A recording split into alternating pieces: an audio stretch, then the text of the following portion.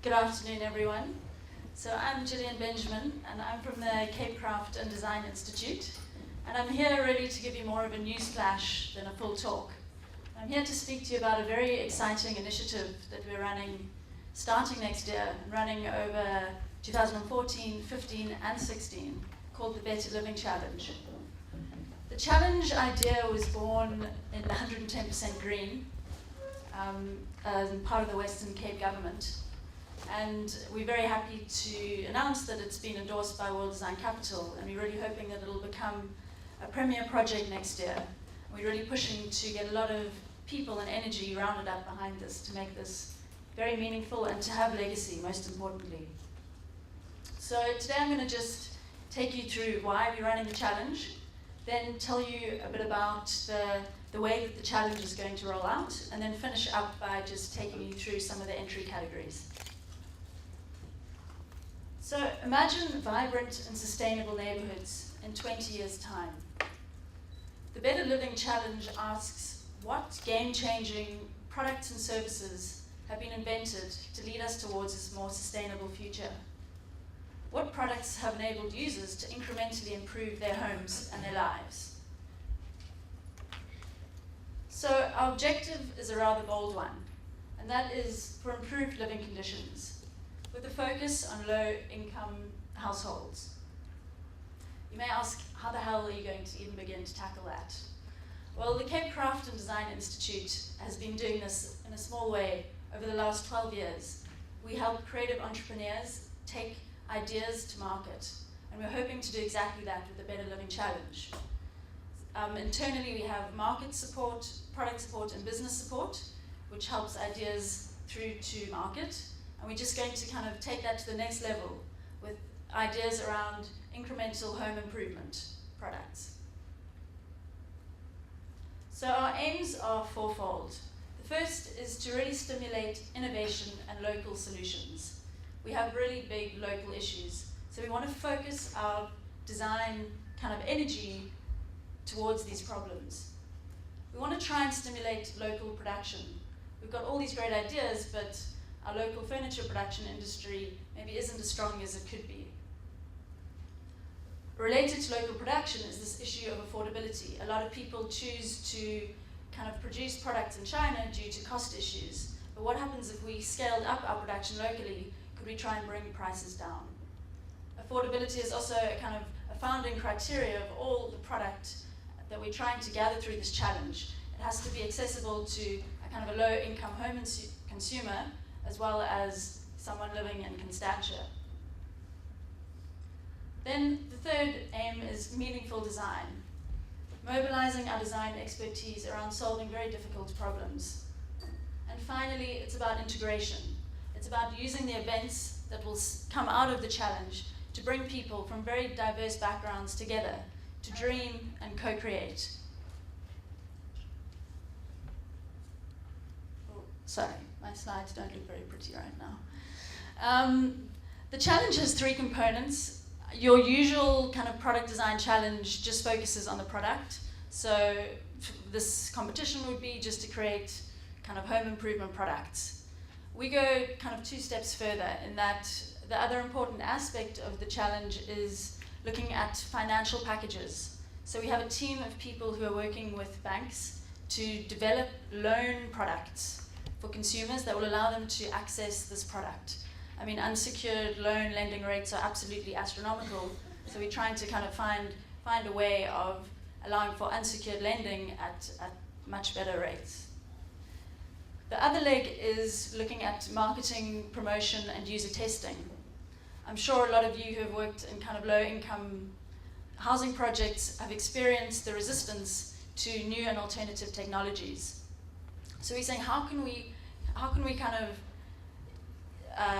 understand that this is an issue and work towards changing perceptions and incrementally shifting perceptions. So the idea here is to end next year, after the kind of challenge has taken place and selection has been made, to end next year with the showcase. And the key thing about the showcase is that it's very engaging and very interactive. It's a space where users can come and kind of kick the wheels of the bus, really test the products for themselves, and see that they are of equal quality or superior quality to existing products. So we are calling for 3 streams of product in the challenge. The first is to gather all the kind of existing product that already exists. People have been working in this realm for many, many years, and we want to almost collate and gather all that kind of innovation to date. Then we want people to come forward who have ideas and prototypes that maybe are not in the market yet.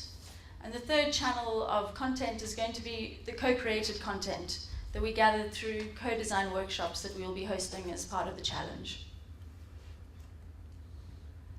So as I mentioned previously, the challenge rolls out over 3 years, with 2014 being the main year where most of the events happen. It'll be the place where people kind of submit entries, they'll be judging in the showcase, and the subsequent 2 years will be where the finalists get bespoke product and marketing and business support to ensure that these products get to market. So just there, the entry period, this is next year, entry period, selection, showcase, and those finalists announced. So the entry period begins in the end of January, all the way through to April. During this period, people can choose to just enter their products, or they can choose to engage with the challenge more directly through coming to co-design workshops that we'll be hosting.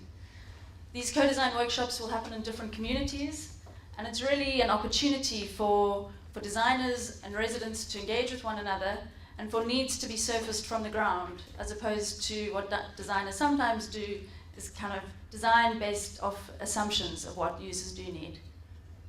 So these are really exciting spaces where we don't know what will come out of them, but we're hoping that through them new ideas will be unearthed, and these will then also enter into the selection.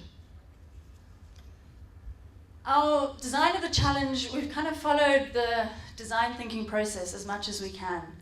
So instead of in your normal challenge where entry closes and that's it, we've designed in a bit of room for some iteration. So there'll be a first round of selection, followed by public pitching.